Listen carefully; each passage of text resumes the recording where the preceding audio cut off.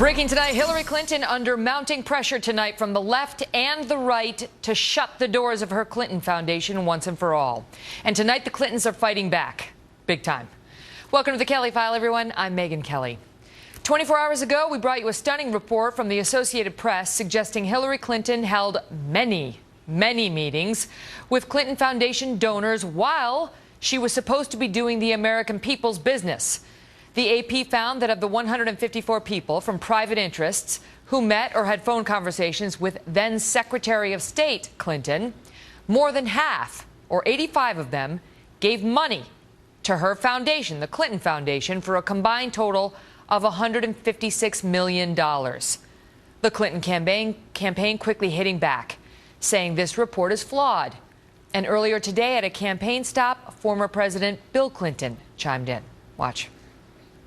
We're trying to do good things. If there's something wrong with creating jobs and saving lives, I don't know what it is. And the people who gave the money knew exactly what they were doing. And I have nothing to say about it. I'm really proud. I'm proud of what they've done. We begin tonight with our chief intelligence correspondent, Catherine Herridge, reporting from Washington. Catherine? Megyn, tonight the Associated Press is standing its ground after Hillary Clinton's team tried and failed to get a correction. The Clinton campaign complained on the morning shows that this AP tweet was unfair, not accurate, and based on limited information. By our count, there were over 1,700 other meetings that she had. You know, she was Secretary of State. She was meeting with foreign officials and government officials constantly. So to pull all of them out of the equation, cherry pick a very small number of meetings is pretty outrageous. And the White House defended Clinton, telling reporters that even before she became Secretary of State, there was a transparency agreement.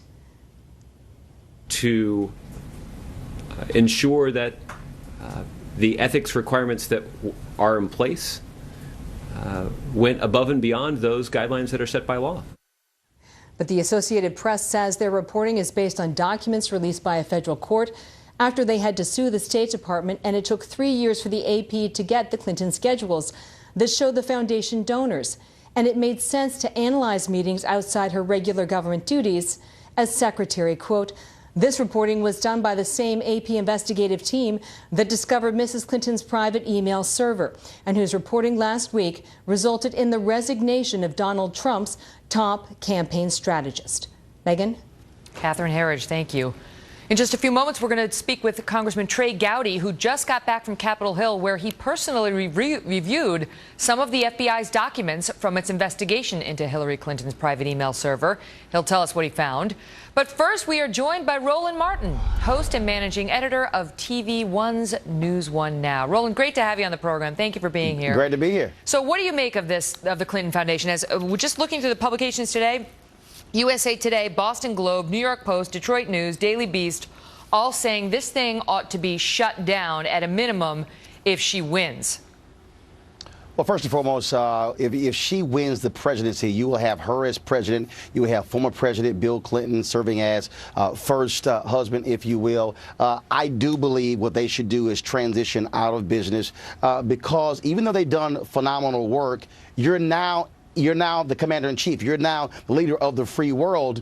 And so, look, I sit on a group of 50 CAN education group, Students First. We merge transferred assets. And so you can do that. You can partner with an existing NGO to do the work. But do you think it's shady you can't now? have a what do you think of the existence of it now? Laura Ingraham was on Fox earlier calling the Clinton Foundation a machine for influence peddling. She's suggesting that they use it. They use it to sort of, to get donations. They use her power as Secretary of State to sort of convince people to donate to their foundation. Well, first of all, I would disagree with that because let's keep in mind she's a former First Lady. She's a former United States Senator.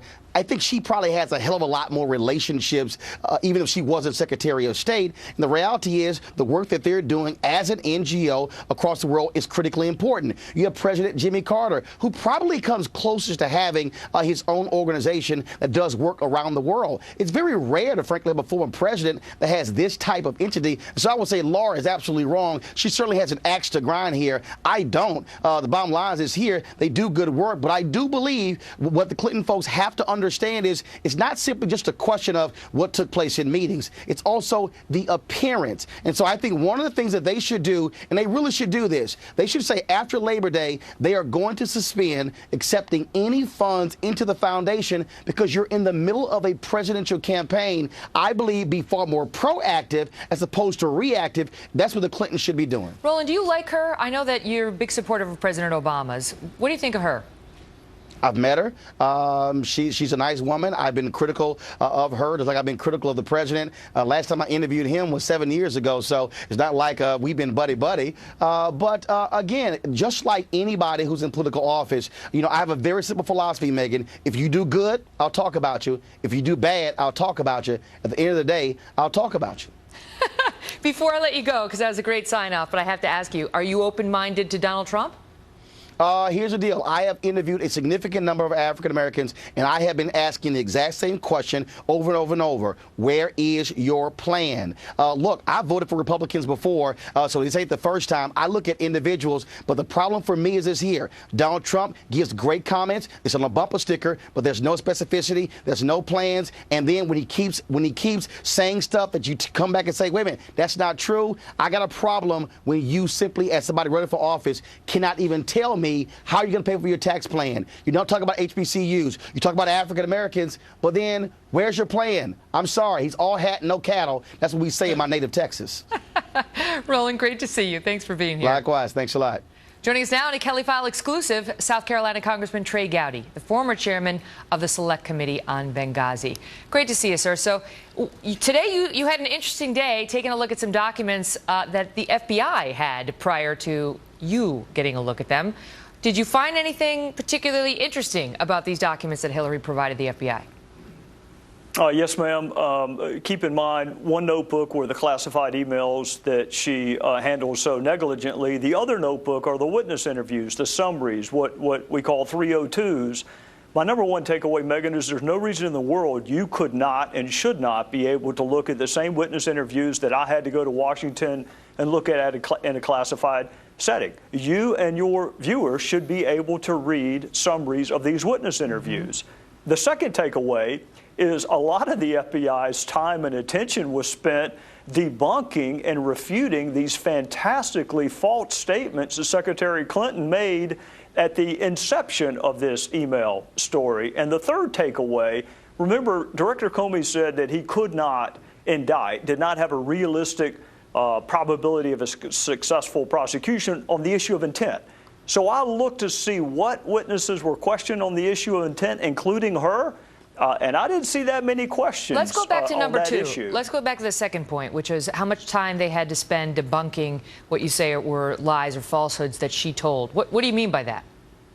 Oh, even something as seemingly innocuous as us referring to Sidney Blumenthal as her advisor. Remember, she got really upset when we used that term. You'll never guess which term the FBI used when they described Sidney Blumenthal and his relationship to her. He was interviewed. I think you would find very interesting what Colin Powell had to say and juxtapose that with what Clinton supporters have said over the last 48 hours. You go back, the multiple devices, how many phones she had, the very reason she set it up. All of that proved to be fantastically And I want false. to ask you this. So she also, of course, claimed that she never sent or received classified information. We now know that that's not true. I know you thought it might be interesting if the American people could see who sent some of the emails that she received with the classified information. What do you mean by that? Why would that be so interesting?